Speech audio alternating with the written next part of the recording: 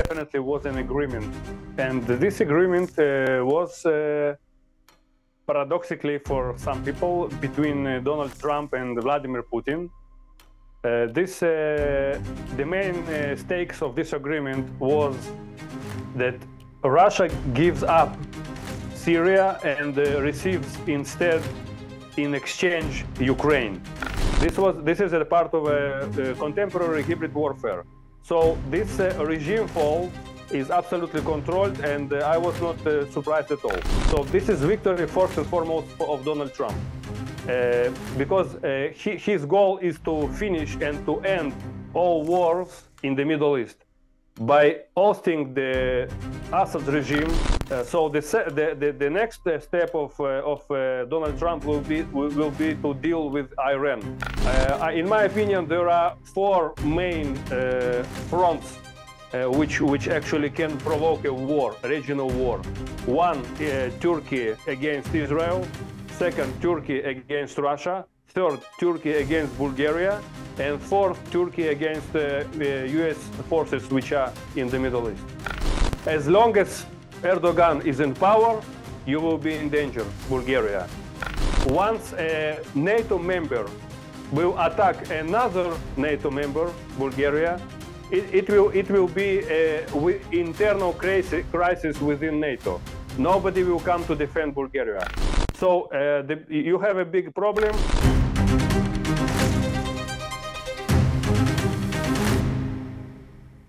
Definitely was an agreement. And this agreement was paradoxically for some people between Donald Trump and Vladimir Putin. The main stakes of this agreement was that Russia gives up Syria and receives instead in exchange Ukraine. This was the main stakes of this agreement. Definitely this kind of regime, Bashar Assad's regime, could not fall in the way it felt. So it was a very, very fast, very striking military special operation. Without any doubt, it was a military special operation. This operation was executed by foreign military professionals and foreign military forces. In my opinion, I am absolutely positively sure that some of the military experts who took part in this special operation was military experts and consultants from British, United States and Israel. Moreover, Israel actually doesn't deny that it was fully involved in this, because actually Israeli air forces assisted these militants to take over Assad's regime. So it was a special military operation by the Western powers to oust regime of Bashar Assad. I think, in my opinion, I'm absolutely sure that it was a deal. It was a deal which the main point for the Western was that Russia would not intervene to save Bashar Assad as it did 7 years ago. And they came to a conclusion, to an agreement that Russia gives up Syria and West gives up Ukraine. There is one more very, very important element in this fall of regime Bashar Assad. This was the last strategic stronghold of Russia in the Middle East and in the Mediterranean.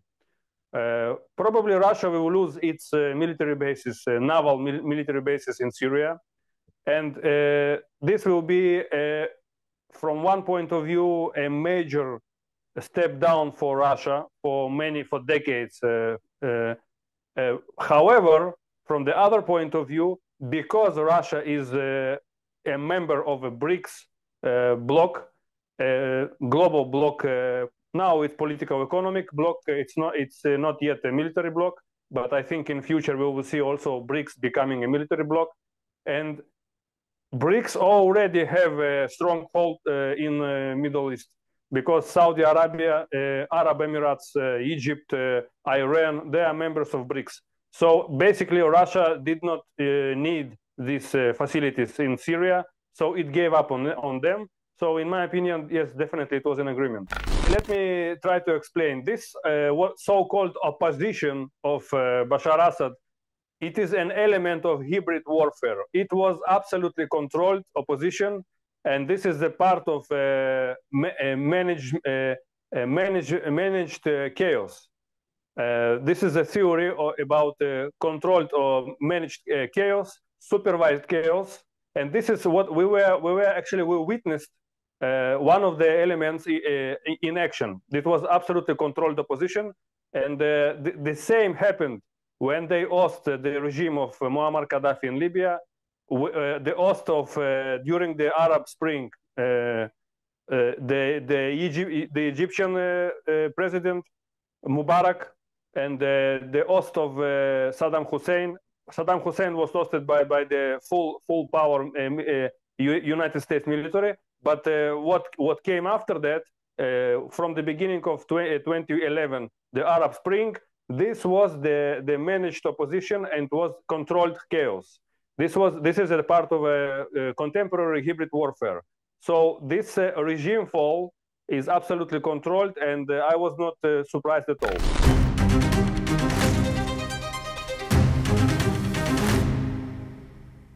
I would say that it doesn't matter who is Giuliani, because instead of Giuliani could be any other name. All this is absolutely controlled, artificial leaders. They were trained specifically for this position. This was like al-Baghdadi, who was leader of the ISIS.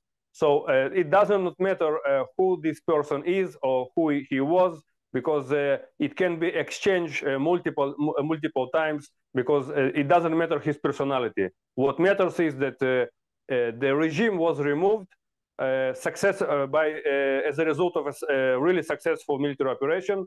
Now this regime in the future Syria will be absolutely pro-Western regime, and this is it. So there are many stories about Giuliani, but I think, in my opinion, it doesn't matter specifically his personality, because he was put there by the Western powers.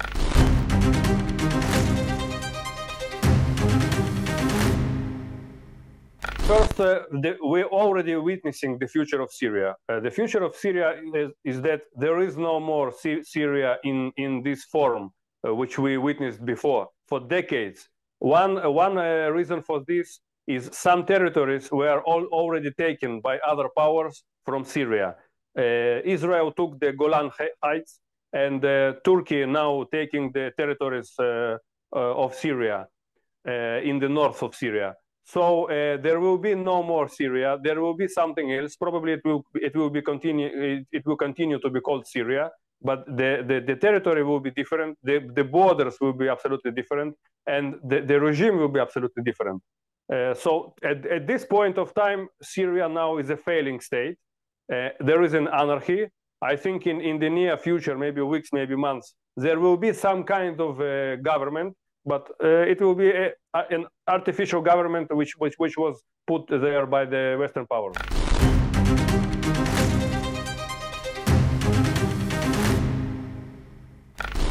This is definite victory for Israel, absolutely, because Israel already became bigger, because it took over the Golan Heights.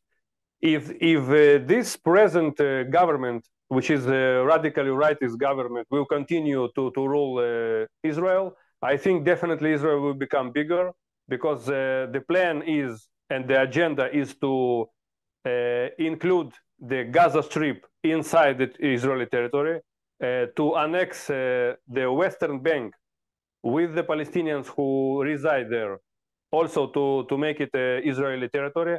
The southern Lebanon, which is now is actually controlled by the Israeli military forces, probably also there is a big chance that it will become a territory of Israel. So Israel will definitely be bigger. And this is what this is the agenda of the right government, which is now in power.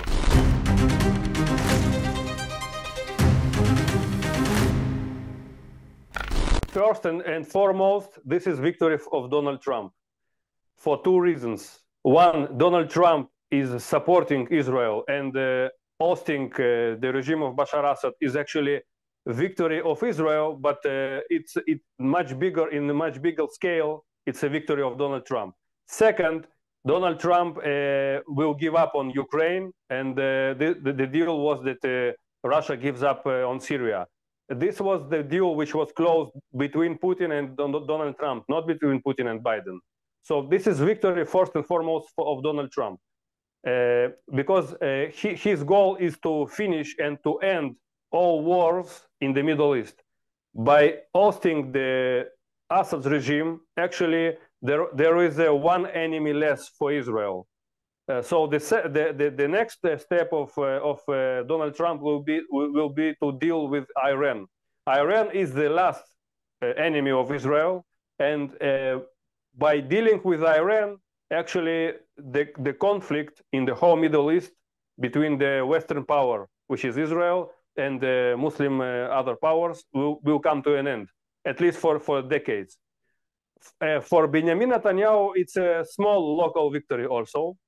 Internal victory, internal political victory within Israel, because on global scale it's a victory of Donald Trump, but on a local scale it's a victory of Benjamin Netanyahu. However, Benjamin Netanyahu has much more problems inside Israel, which actually comes instead of this small victory, because now we have a crisis with his lawsuit against corruption, which now was renewed. Which the lawsuit is already going on for more than 10 years. Now they are renewing these hearings in this commission, investigation against Benjamin Netanyahu. And so if it was not for his criminal record, it would be much bigger victory for Netanyahu.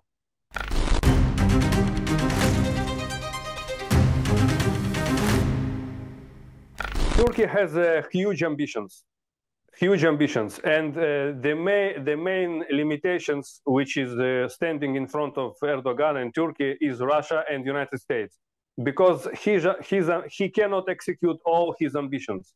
One of his ambitions is to deal with Kurds, the Kurds ethnic minority. The second ambition is to take as much territory as he can from Syria.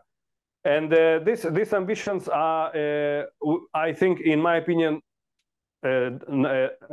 Donald Trump and Mr. Vladimir Putin will not allow Turkey to do whatever it wishes. So, and at this point, Turkey is in not as easy situation as it seems, because his ambitions are much bigger than he will be allowed to execute. Also, he might provoke a war next year in 2025 in case his relationship will be ruined and will be in some point not successful with Donald Trump or either with Vladimir Putin. In my opinion, there are four main fronts which actually can provoke a war, a regional war. One, Turkey against Israel. Second, Turkey against Russia. Third, Turkey against Bulgaria. And fourth, Turkey against US forces which are in the Middle East.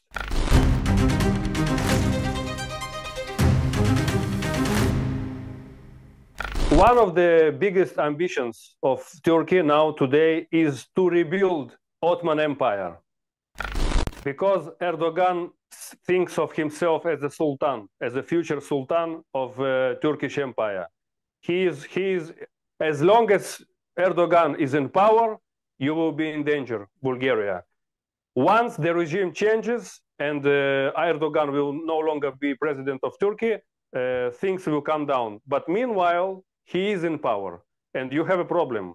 One of his ambitions is to rebuild the big or the great Turan, the great Ottoman Empire. His ambitions are first towards the Central Asian former Soviet republics, Azerbaijan, Tajikistan, Uzbekistan, all these. There are 7 Also, his ambitions are towards the Caucasian region. His second ambition is to take territories from Bulgaria, because he thinks, in his point of view, the only chance or the only opportunity to rebuild the big Ottoman Empire is to take these territories. Now, this cannot happen without a revolution.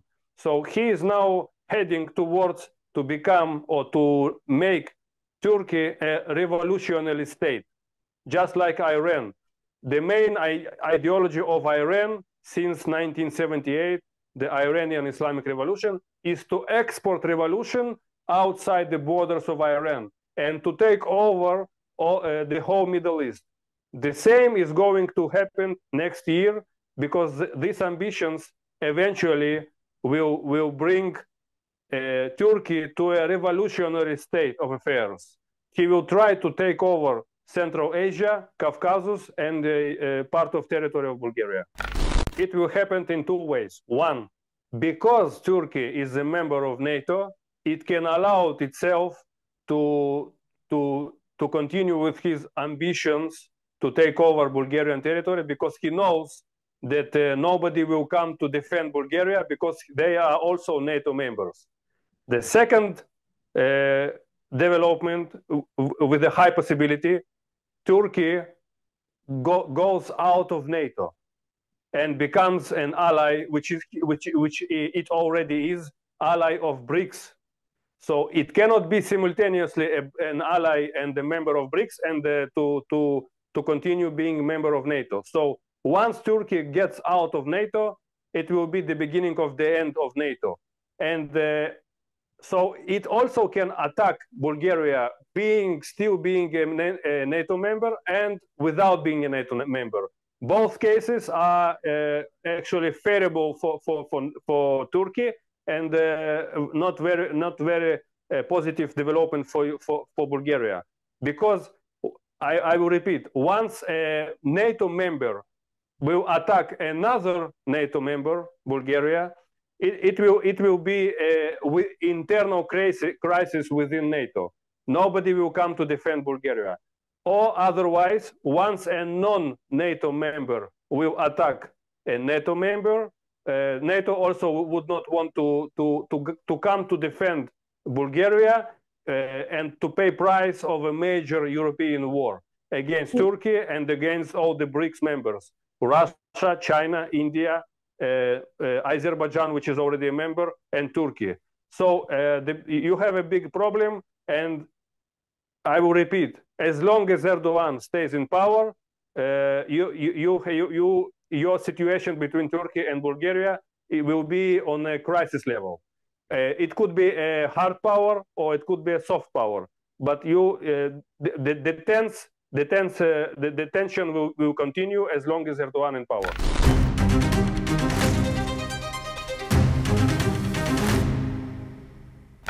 This is an intriguing question. Unfortunately, I'm not an expert in internal Bulgarian politics.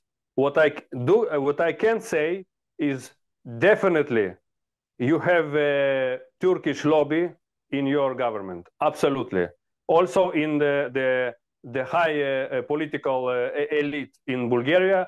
Absolutely, I'm absolutely positive that you have a Turkish lobby. And you also have a Turkish community inside Bulgaria. So I think, in my opinion, one of the main